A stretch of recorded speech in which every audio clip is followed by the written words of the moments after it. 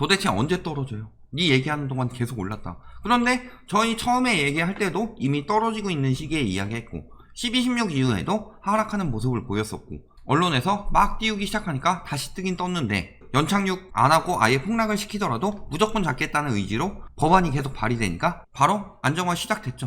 도대체 언제 떨어져요? 아직도 신고가 찍고 있는데 신고가 찍은 데만 골라서 이야기하는데 당연히 그런 식으로 이야기 나오겠죠. 과연 그럴까요? 84 대책 후 일주일 아파트 값은 쉽게 꺾이지 않는다. 그 전에 나왔던 617, 710 대책 매물 언제 나오도록 유도하는 거예요? 연말 제한이니까 연말이 가까워질수록 차츰 늘어나는 거지 효과 바로 나온 정책 아니죠. 특히 연말 혹은 내년 5월 노린 정책이죠. 엄밀히 따지면은 내년 5월 노린 정책이 맞죠. 여기서 연말은 임대사업자나 법인만 연말이고 나머지는 다 내년 5월 노린 정책이죠. 바로 효과 나온 정책이에요? 84 대책은 어때요? 최소 3년지를 본 정책인데 무슨 벌써부터 효과가 나오냐. 의사가 항암치료 받으셔야 돼요. 한 6개월 넘게 받으셔야 돼요. 항암치료 받은 지 일주일. 왜 벌써 암이 안 났냐. 이 얘기하고 있는 거랑 똑같은 거죠. 안정화 될 것이라는데 한경연 기득권 중에서도 탑 오브 기득권이죠. 강남 4구 혹은 뭐 한남동 이런 데 살겠죠. 이 사람들이 무슨 데이터를 통해서 오른다고 예측했을까요? 자세한 건 안 나오죠. 그냥 오른다고 했으니까 일단 기사 쓰고 보는 거죠. 오른데 집값 안정화 됐다는데 매매는 신고가 행진, 전세는 껑충. 당연히 신고가 행진이죠. 아니 집값이 떨어질 때 정책 나오면은 바로 이렇게 꺾여요. 이렇게 해서 보합기 가지다 꺾이죠. 그러면은 정책이 한 여기쯤 나오면은 이렇게 꺾인다. 꺾이면서 올라갔다가 살짝 내려오는 시기. 요때까지는 계속 신고가 행진이죠. 하지만 상승세가 꺾였다. 이거 자체가 중요한 거죠. 신고가를 찍는 단지들도 나오고 반대로 급매물이 나오는 단지들도 공존한다. 이럴 때 나오는 단지들만 찍으면은 신고가 행진이라고 말할 수 있죠. 전세 껑충 조작이라고 하는데 통계 오류다. 껑충 낀 거는 신규 계약하는 단지들인데 그 단지들은 굉장히 적죠. 대부분 계약갱신 청구권을 쓰니까 전세 매물이 보이지가 않는데요. 그 정도면 다 재계약했다는 소리잖아요. 그 몇 개만 껑충 띄었다라고 하면 굉장한 통계 오류죠. 아전 인수격 안정화 되팔이 이런 얘기 하잖아요. 일주일 만에 서울 전세값 2배 올랐는데 어떻게 일주일 만에 2배 올랐어요? 내가 8억짜리 전세 살고 있는데 일주일 만에 16억 달라고 그랬어요. 이런 데 있어요? 되도 않는 사기치고 있죠. 그리고 편향된 통계는 시장 왜곡, 정보에 대한 신뢰 저하 부추겨. 뒤늦게 보완책 고심하고 있다. 뒤늦게가 아니죠. 원래 저거는 신고제에 나와야지 정확히 보이는 건데 하도 언론에서 구라치니까 통계를 보완하려고 하는 거지 실질적으로 원래 상한제랑 계약갱신 청구권은 효과를 이미 보고 있고 데이터를 뽑기 위해서는 신고제가 시행돼야 되는데 자꾸 그 행정적 절차 가지고 달리시니까 내년 6월까지 미뤄진 거잖아요. 이 얘기가 언제부터 나왔는데 이번 정부에서 나온 얘기 아니에요. 임대차는. 그런데 하나도 준비 안 해놨었죠. 그러다가 이제 와서 준비하려니까 늦어지는 거죠. 대처가. 매매 전세 상승폭 축소했다. 껑충껑충 신고가 행진하는데 중요한 건 상승폭이 축소한다는 거죠. 한 70% 신고가 하다가 정책이 강화될수록 50% 신고가 하다가 뭐 이런 식으로 가는 거잖아요. 그러니까 신고가 행진이란 말은 어떤 데이터를 뽑느냐에 따라 다르다. 그런데 다 신고가 찍을 때는 예를 들어 다 일씩 올랐다 해서 100이 올랐을 때 70 하면 70 오르는 거고 50 하면 이게 더 50 되는 거고 이렇게 차츰차츰 꺾여가는 거다. 상승폭 축소됐다는 거는 곧 하락세로 변할 예정이다 라는 거죠. 특히 710이 강력했죠. 그 뒤에 효과 나오기 시작하죠. 84도 시행했고 7월 31일 날 임대차 3법도 통과했고 그렇다면은 지금도 84나 731 전에 거래된 것들은 지금도 신고 나오고 있다. 그러면은 8월 3주 주간이 이게 17일이고 8월 10일이다. 자 그러면 8월 10일 데이터가 나왔을 때까지는 이때는 710 전 데이터들도 섞여 있다는 거죠.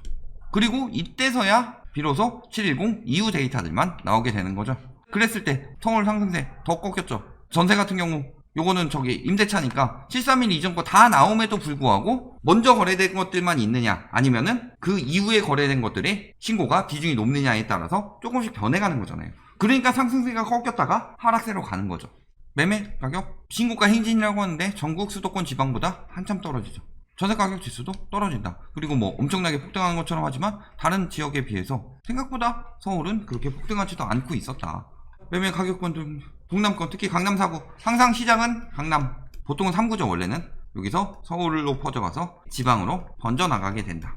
그런데 강남 4구 보합이죠. 보합. 강남은 0.01로 거의 조금 오르는 거고 서초 송파는 이미 막혔다. 그리고 얘네 둘 더해도 다 더했을 때 0.00이 나왔다는 것은 거의 안 오르고 있다는 거죠. 710 직후에도 이 정도는 나왔다가 차츰 계속 꺾여가고 있다는 거죠.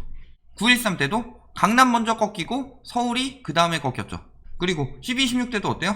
강남이 1월에 먼저 꺾이고 서울은 조금 더 뒤에 3월 가서 꺾였다. 근데 3월 가서 꺾이니까 이거 질병 탓이다 라고 이야기하고 있는데 강남 꺾이면서 상승세 줄어들었다. 서울도 따라서 줄어들었다. 이게 맞는 거죠. 왜 떨어지기만 하면은 경제 위기 탓하면서 그럼 경제 위기 때 오를 때는 왜 자꾸 호도에 유동성 얘기하고 그런 문제가 아니죠.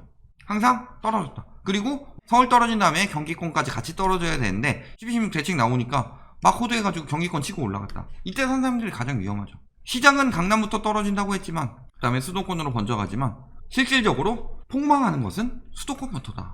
진짜 폭락하는 것은. 왜냐면은 매매가 떨어지기 시작하면서 엄청난 멸실이 나지 않는 이상 전세도 같은 추세를 보인다고 그랬죠. 그러면 여기 전세 떨어지면 여기서 가겠죠. 그러면은 이동하니까 여기 전세 떨어지겠죠. 여기서 간다. 그러면 여기 갭투기꾼들이 파산하기 시작하면서 엄청나게 많은 급매물들이 나오기 시작한다라는 거죠. 이미 호가 하락하고 있죠. 강남 세부적으로 봤을 때도 재건축, 신축, 일반 아파트 이런 쪽으로 간다고 그랬죠. 물론 재건축에다가 여기도 신축이 들어가긴 하는데 일반적으로는 재건축이 먼저 반응이 나온다. 재건축이 왜 신축보다 먼저 반응이 나올까요? 재건축은 처음부터 가지고 있는 사람 아니고 재건축 아파트가 된 다음에 매입하는 사람들은 거기 실거주 하려고 사는 거예요. 일단은 재건축해서 돈 좀 벌어보려고 투기 수요들만 들어간다. 예를 들어 음마 아파트 같은 경우 봐봐요. 지금 뭐 재건축 진행도 안 되고 있고 녹물 먹어가면서 버텼는데 공공 재건축이 웬 말이냐 막 이러면서 감성팔이 하는데 실질적으로 음마에서 실거주하는 사람이 얼마나 돼요? 다 갭 놓고도 본인들 딴 데 사는 거지. 그렇죠? 실거주가 아니라 온전히 투자라고 본 사람들. 저희가 이야기하기에는 집을 온전히 투기로 한 투기꾼들이 사는 것이 재건축이다. 그 재건축은 내가 실거주하는 것 때문이 아니라 진짜 그 가격이 오를까 떨어질까를 보고 먼저 반응이 나오기 때문에 다른 데는 뭐 실거주랑 겹쳐가지고 그런 거를 잘 모를 수가 있겠지만 재건축하는 사람들은 다 돈 벌려고 하는 건데 내 돈 계산에 대해서 누구보다 빠르게 대처하겠죠. 그러니까 재건축이 먼저 반응했다는 거는 떨어질 징조라는 거예요. 음마 84는 5천 떨어졌고 76은 5천 떨어졌죠. 잠실주공 5단지 3천 떨어졌다. 이런 식으로 떨어지는 단지들이 나오고 있다. 특히 음마나 잠실주공 5단지 여기는 재건축 중에서도 선도 아파트들이죠. 서울 아파트 중에서 가장 선도하는 아파트 하나 꼽아라 하면은 늘 꼽는 애가 음마잖아요. 원래 처음에는 강남 서민 보급 아파트였는데 박정희 때 경기 휘문 뭐 이런 명문 학교들 다 옮겨놓고 전두환 때 학군 밖에 벗어나지 못하게 하니까 이런 명문 고등학교 가기 위해서 다 몰리게 되고 그 수요를 받아주기 위해서 대치동 학군이 나왔고 그 대치동 학군이랑도 가깝고 병원이랑도 가깝고 명문 학교들이랑도 가깝고 여기랑도 가깝고 그런 위치가 된 곳이 음마이기 때문에 항상 재건축 선도 아파트 할 때 들어가는 거잖아요. 다만 음마의 안 좋은 점은 용적률이 높죠. 당시치고는. 그러니까 수익성이 떨어지니까 계속 용적률 층수 제한 해제해달라 이런 얘기 하는데 공공 재건축을 하든가 그럼. 근데 그러면은 뭐 집값 떨어진다고 안 하죠. 하지 말아요. 재건축이라는 걸 하는 이유는 돈 벌라가 아니라 그 분양분을 가지고 건설비를 충당한 다음에 신축해서 살아라. 낡은 아파트는 위험하니까. 이런 취지에서 하는 건데 자기는 신축해서 살아서 집값을 더 올리고 싶고 거기에다 플러스로 이득까지 더 얻고 싶다. 이런 마인드니까 안 되는 거죠. 집에서 쓰던 컴퓨터 새 걸로 바꿔준다고 하면은 공짜라도 바꿔주면 감사한 거죠. 그런데 왜 재건축 같은 경우는 내가 돈을 더 벌지 않으면은 헌거 그대로 두겠다. 새 걸로 안 바꾸고 이런 마인드를 가지고 있냐. 죽었던 거래량도 부동산 대책이 살렸다 라고 하면서 나오는 게 뭐예요? 6, 7월 거래량 늘었다. 전국주택 맨날 살리는 거 뭐 똘똘한 채니 뭐 이야기하면서 서울주택 살 것이다 라고 얘기하는데 왜 갑자기 생뚱맞게 전국주택이에요? 자료를 뭔가 챙기게 쓰고 있다는 거죠. 확인해 봅시다. 이거 어디서 뽑았냐? 감정원에서 뽑은 거죠. 감정원. 근데 감정원의 문제는 뭐예요? 신고일 기준이다. 그렇다면은 7월 전국 주택 매매 거래량이라고 했을 때 이것은 6, 7월분이고 6월 주택 거래량은 5, 6월분이다. 이거를 머릿속에 놓고 가야 되죠. 그런데 뭐라 그래요? 이걸 또 이용해가지고 법인 갭투기 줄었다는데 왜 주택거래는 폭발할까 하면서 이런 기사에서 나온 거 보면은 갭투기가 6월 1일부터 7월 10일에는 8,410건이고 7월 11일부터 8월 10일에는 1,295건으로 줄었다. 즉 갭투기 뭐 법인 투기 이런 건 줄었는데 거래량은 늘었다? 지금 실수요들이 마구 매입하고 있다? 이런 이야기 하려고 하는데 아까 이야기했지만 7월 매매 거래 역대 최고치는 신고일이고 이거 갭투기 이렇게 일수별로 이렇게 끊어서 데이터를 뺄 수 있는 거는 이거는 절대 감정원에서 그렇게 못 나와요. 일수별로. 딱 710 직전까지 이렇게 뽑는 거 안 돼요. 얘는 국토부에서 거래일 기준으로 뽑은 거죠. 그러니까 이 사람이 갭투기 줄었다 이 얘기하니까 그러면 주택 거래량은 늘었네? 그러니까 지금 패닉바잉 장난 아니고 너네가 그렇게 만들었다 라고 명분을 만들려고 하는 거죠. 이 사람은 갭투기 줄었다, 투기 수요 줄었다. 그렇다면 실수요들이 사는 것이 늘었을 것이다. 그 얘기를 하는 건데 갑자기 신고일 자료를 들고 와서 이런 식으로 호도를 한다. 계약일 기준으로 보면 7월에 늘었어요? 3분의 2 토막 났죠. 물론 아직 열흘 남았죠. 그 다음에 이것도 아직 10일 정도 남았지만 3분의 2 토막 났다. 6월에서 7월 넘어가면서 3분의 2 토막 났다. 6월에 패닉바잉이 제일 심했죠. 특히 6.17 직전이 엄청나게 심했죠.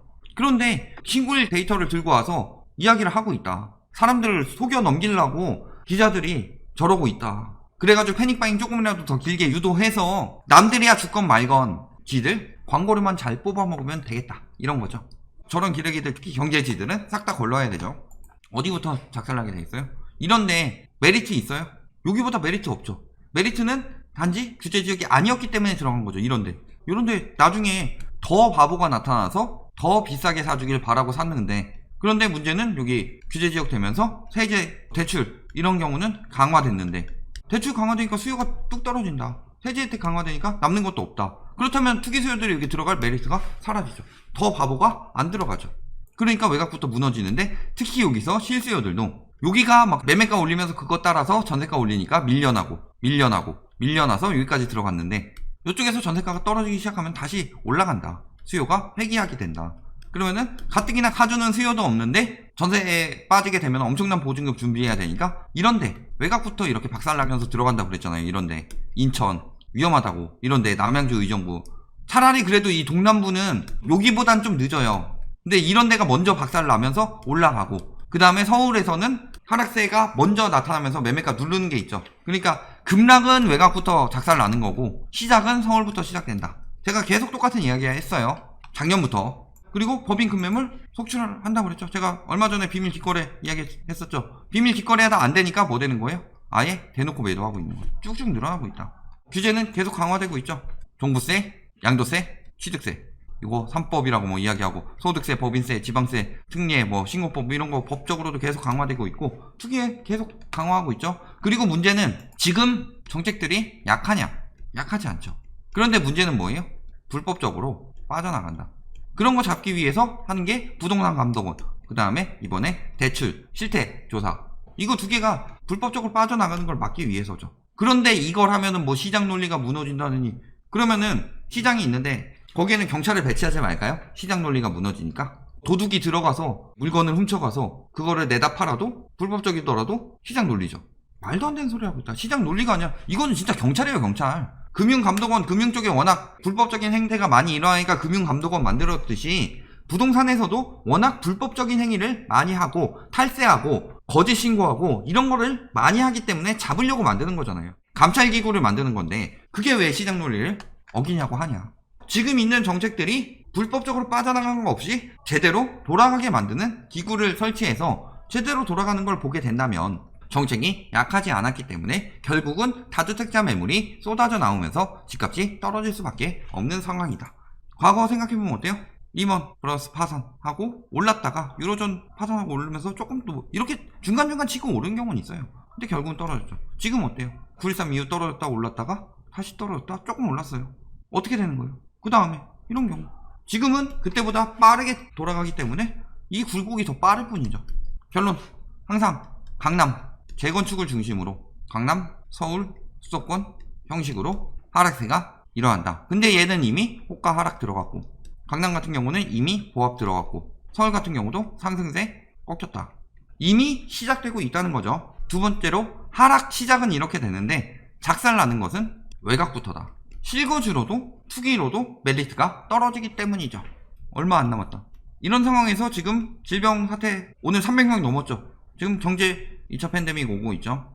그 다음에 규제도 계속 강화되고 이제 곧 나타난다.